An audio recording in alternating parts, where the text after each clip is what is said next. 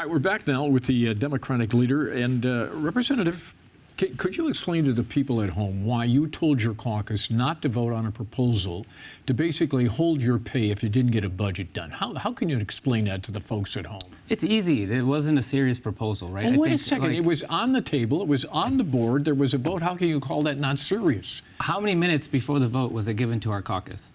25 minutes. And it was a joint resolution, meaning that it needed members of the Democratic caucus to vote on it. And so if this was something that was done in good faith, absolutely we would have entertained these conversations, but it wasn't. It was a political stunt. It was a distraction from the fact that there wasn't a real budget. And what did that do to actually progress the conversation right now in 2025? At best, that proposal would have helped in fiscal year 2028. And so we should be using every waking resource and time and energy that we have to get a budget done right now. There's no need to worry about the budget in fiscal year 2028 when you can't produce one in 2025. But here's the problem. That just took you 30 seconds to explain to the voters at home why you didn't allow a vote on it. And they're going, what? We pay them to vote on stuff, whether it's a phony thing or not. I think that the people of Michigan it's going to be made very clear to them that the Speaker doesn't know what he's doing and he's leading us to a government shutdown. When there's accountability, it should be on the Speaker himself if he's the one that's hijacking the institution. Well, do you think the lawmakers should get their payment set aside until they get a budget? That already exists, right? That already exists. On October 1st, the legislators are going to lose their pay. I think what's unfair here is that when one person is hijacking it, the other 109 have to suffer. And so, whenever we do accountability measures, and I know Democrats have a bunch of ideas on how that could be done, it should be aligned with what the issue is. And so, if there's one bad actor, why should the other 109 have to suffer? Leader Ford, going back to this discussion about increased tax revenue for roads, what tax increases would you personally support? Yeah, I know that is the big question here. And so here's my take on this, is the time for negotiating this through the press and very publicly is long gone. That ship has sailed. Yeah, Leader, you're in the hot seat now. Yeah. So you got to answer the question. What tax increases would you support personally? Not as the leader of a caucus or in terms of negotiations. I'm saying when you look at it as a lawmaker, what would an excise tax on marijuana, something on gambling, gas tax? Yeah. You and I have had this back and forth a couple of times, and I can understand that there might be a frustration that we're not going to label out specific taxes. But the reality is that there's not one tax out there that's going to get us there, right? It's going to be an assortment of a number of different options out there. The reality is that there's a finite list of things that we can actually use, the triggers that we can actually pull. There's no magic stone unturned that's going to have $3 billion of new revenue. We want our taxes to be fair and just and right, to have some level of equity in terms of how they're being administered. And there's a number of ideas out there, and I'm open to an assortment of all of them, right? There's some that are on the table, some that aren't, but the reality is that we need something that's politically viable, something that can get 56 votes in the House, 20 in the Senate, and have the governor's signature. And so I don't have a prescriptive formula of how that's done, because the way that should be done is having the right voices at the table in good faith and negotiating. That's not meant to punt your question. That is truly how I feel that negotiation should be done, to making sure that it is a politically viable solution.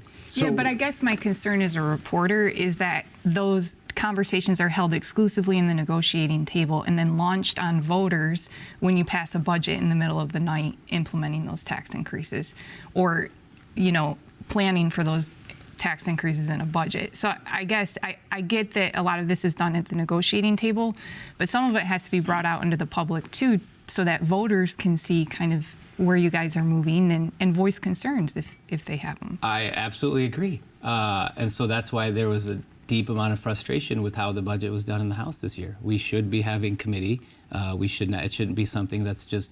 It should be something that's pulled out at 5 o'clock and told that we're going to be voting at 6 o'clock. We should be having testimony. We should be having committee hearings and going through the process of having public sentiment shown in terms of what is working and what isn't working. But you can't do that when you're cooking up a budget, then holding it embargoed for months, and then putting it on the legislators and the people of Michigan at the 11th hour and expecting everyone to just believe that we did everything for the right reasons or in good faith. If the benchmark is political viability, though, I mean, what tax increase is politically viable? You have Republicans who are still seeking a solution that doesn't involve taxes at all.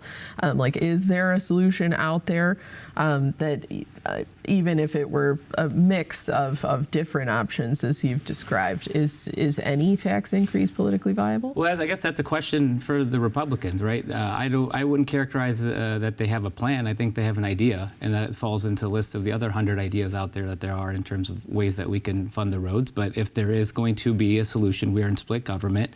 It is going to take both parties to take some courageous votes in increasing revenue, and so that is something that we're going to have to work through together. And so if they're going to just sit there with their hands folded and draw hard lines and say this is the only way to do it, where the Senate has said that that plan is not getting a vote in the Senate, and the governor said that that's not her preference in terms of how it should be done, then that plan's not politically viable. And so if they truly want to get roads done, then we should call them out and say, okay, well then we're willing to find efficiencies, and you should be willing to find some revenue. When it comes to voicing your concerns, do you feel like there needs to be more people in the negotiating room? Currently, there's no House Minority Appropriations Chair. We used to hear a lot about the quadrant, the 4 leaders of the legislature. This week, the triangle met, just the governor, Speaker Hall, and Leader Brinks.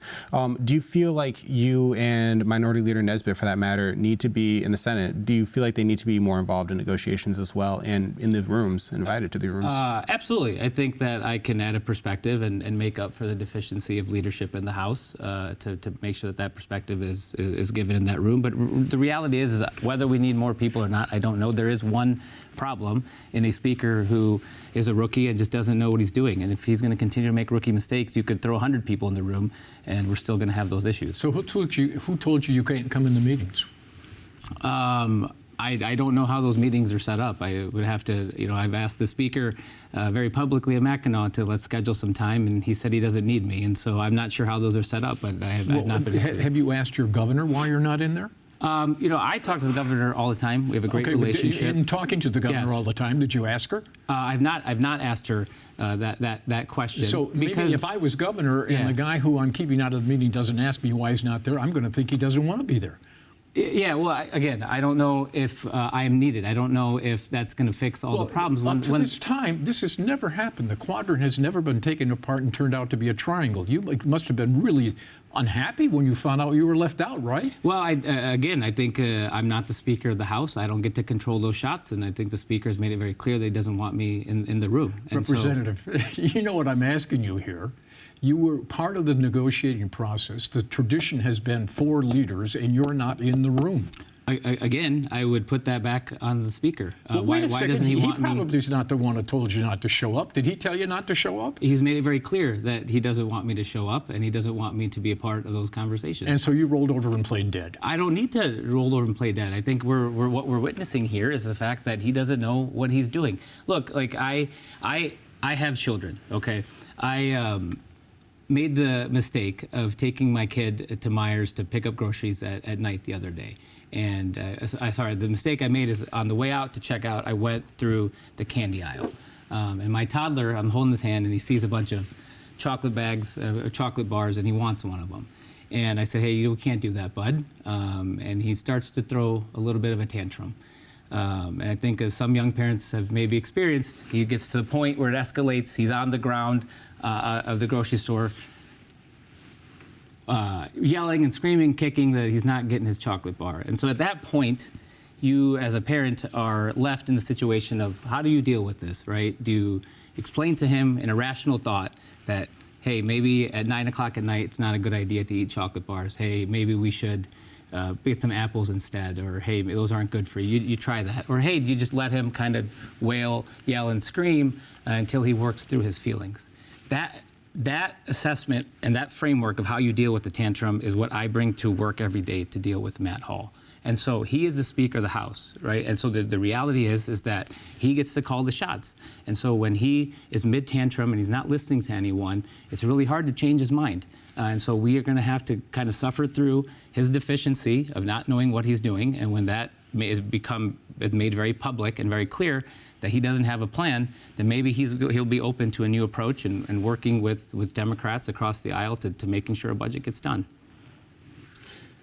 Do you feel like you need, as Speaker Hall, both as Speaker of the House and also as Minority Leader last session, there was no shortage of moments when Republicans needled Democrats, whether that be walking out during lame duck or whether that be passing various resolutions that Democrats were very unhappy with. Do you feel like your caucus, as the Minority Caucus, needs to be more of a thorn in their side at the majority?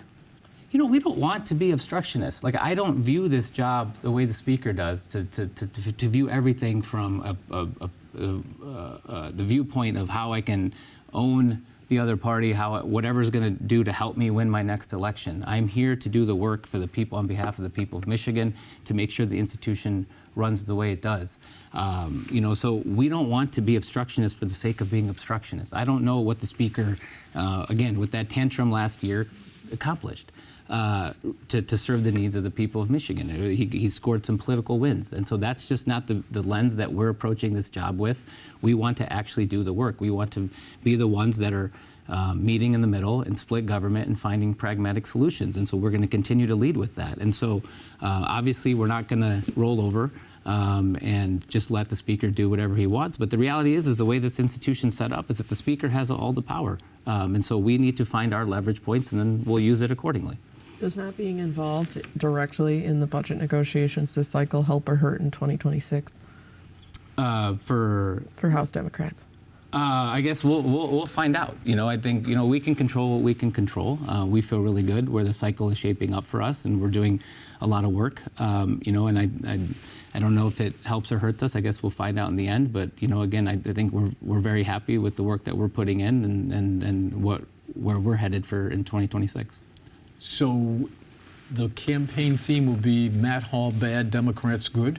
No, I think we're past the point of just having our elections just be at pointing fingers at how bad other people are. I think we are going to end up with a very robust agenda of what Democrats in power can look like going forward. I think we've listened to the people of Michigan, and we're very intentionally going around the state and holding listening sessions and finding out why it is that people are frustrated with government and what we can do to make it work better. And so we'll have our own vision. And again, as I've said, I'm not Matt Hall.